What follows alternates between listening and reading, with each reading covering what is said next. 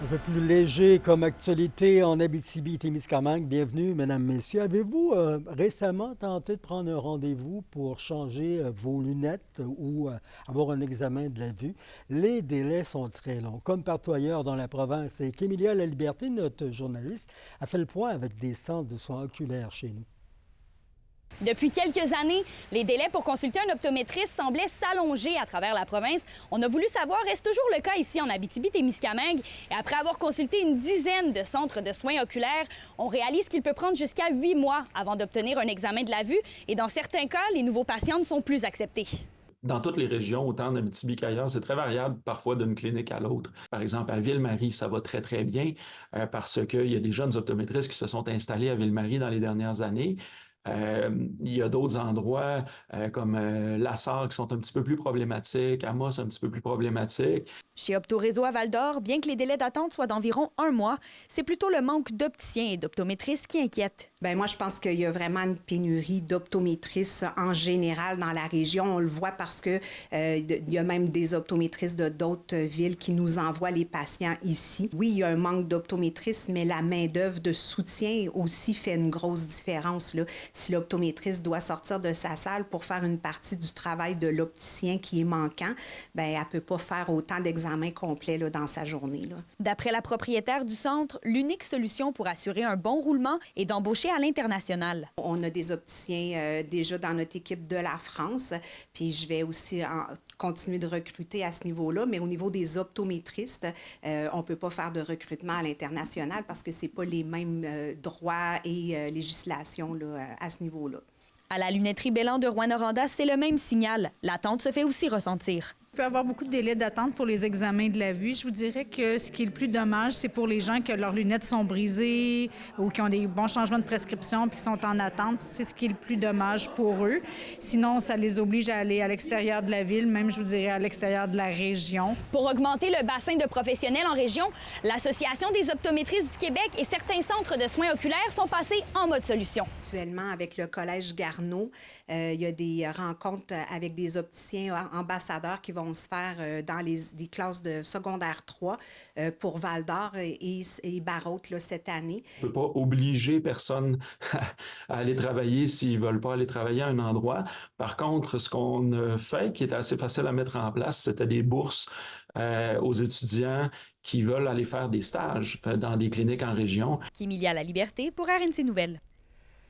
C'est ce dimanche qu'a lieu la 27e édition déjà du Téléthon de la ressource pour personnes handicapées chez nous. L'objectif est de 500 000 cette année.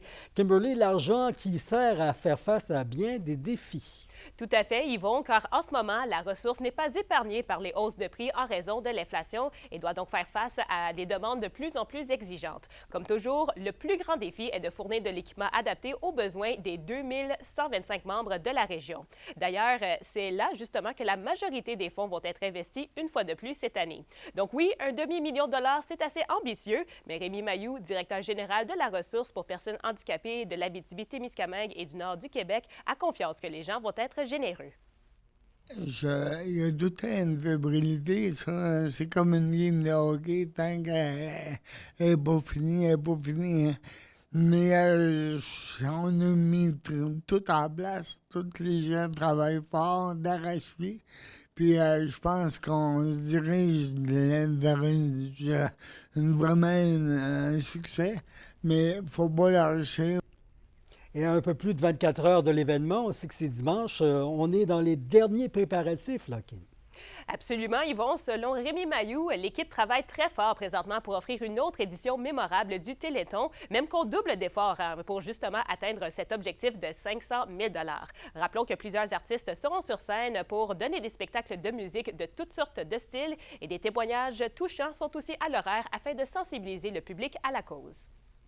2 petits bonhommes qui ont eu la paralysie cérébrale, puis assez lourdement atteint, mais je regardais les petits bonhommes, puis ils travaillent fort pour avoir une vie adéquate, puis leurs parents, tu vois que les parents sont en arrière de les enfants, mais leur défi est grand.